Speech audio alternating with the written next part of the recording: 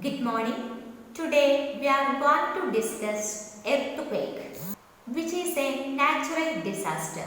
In this section, we are discussing causes and effects of earthquake in detail.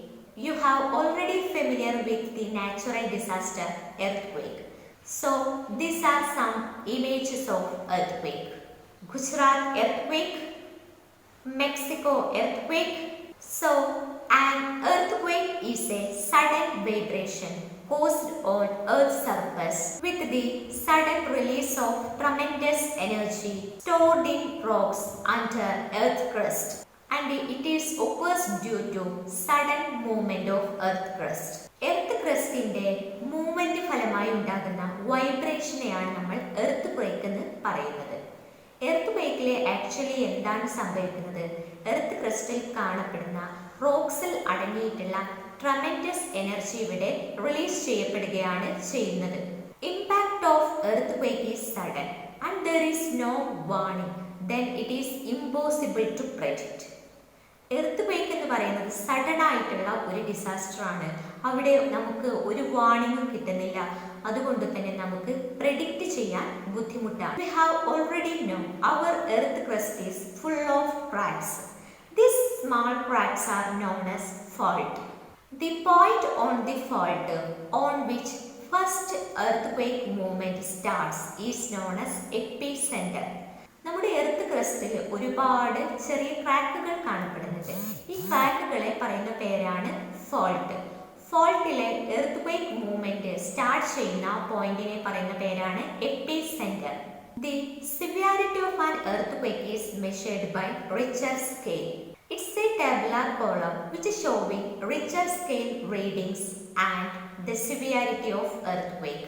Less than 4 insignificant, 4 to 4.9 minor, 5 to 5.9 damaging, 6 to 6.9 destructive, 7 to 7.9 major, more than 8 great. Next we can list down different causes of earthquake.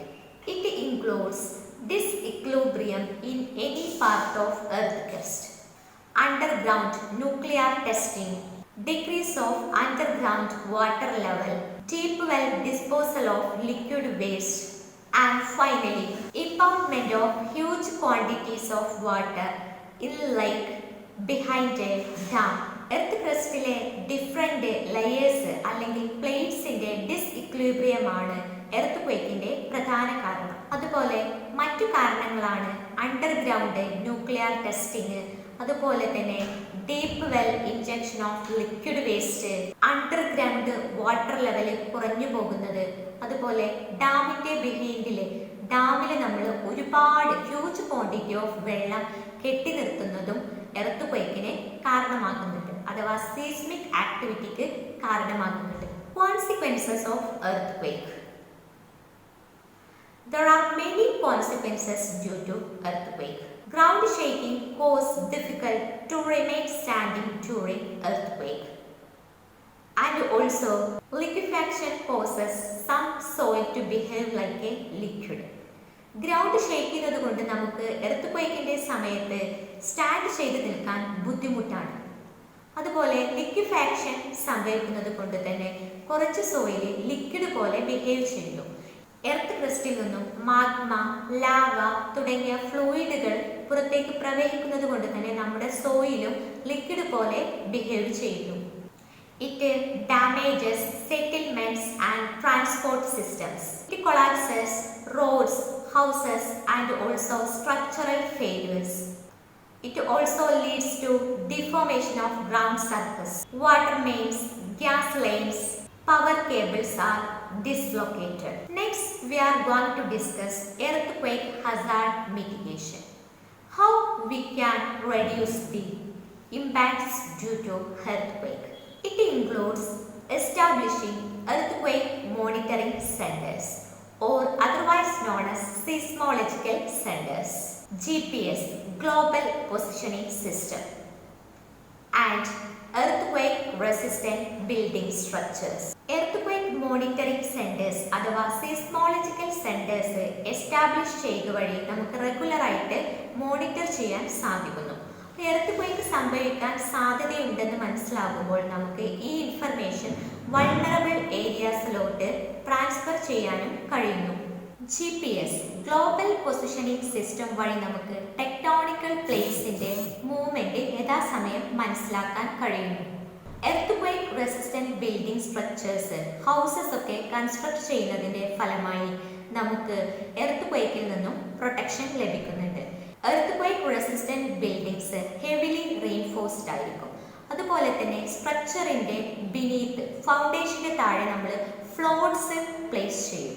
Okay, ഈ floats ഉള്ളത് കൊണ്ട് തന്നെ ഇവർക്ക് earth quake സംഭവിക്കുമ്പോൾ അതിനനുസരിച്ച് വൈബ്രേഷനെ absorb ചെയ്യാൻ സാധിക്കുന്നുണ്ട്. കൂടാതെ നമ്മൾ വീക്ക് സ്പോട്ട്സ് എല്ലാം സ്ട്രാറ്റജിക്കലി പ്ലേസ് ചെയ്യുകയും വേണം.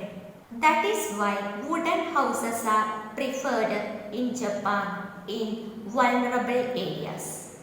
ജപ്പാനിലെ വൾണറബിൾ ഏരിയാസിലെല്ലാം വുഡൻ ഹൗസസ് ആണ് പ്രിഫർ ചെയ്യുന്നത്. In order to reduce the impact of earthquake, it discourages the construction of high-rise buildings, large industrial establishment, and also big urban centers in such areas. എർത്ത് ക്വേക്കിന്റെ impact കുറയ്ക്കുന്നതിന്റെ ഭാഗമായി high rice ബിൽഡിംഗ്സിന്റെ കൺസ്ട്രക്ഷനും അതുപോലെ large industrial എസ്റ്റാബ്ലിഷ്മെന്റ്സിന്റെ കൺസ്ട്രക്ഷനും വലിയ urban സെന്റേഴ്സിന്റെ കൺസ്ട്രക്ഷനുമെല്ലാം നമ്മൾ discourage ചെയ്യേണ്ടതായിട്ടുണ്ട്. And finally prepare the vulnerability map of the country and educate the people about the ways and means minimizing the adverse impacts of disasters. കൺട്രിയുടെ ഒരു vulnerability മാപ്പ് prepare ചെയ്യുക. അതിനുശേഷം അവിടുത്തെ ജനങ്ങളെ earth ക്വേക്കിന്റെ impacts കുറയ്ക്കുന്നതിനാവശ്യമായിട്ടുള്ള വേസിനെ കുറിച്ചും മീൻസിനെ കുറിച്ച് എഡ്യൂക്കേറ്റ് ചെയ്യുകയും ചെയ്യുക. Okay, thank you.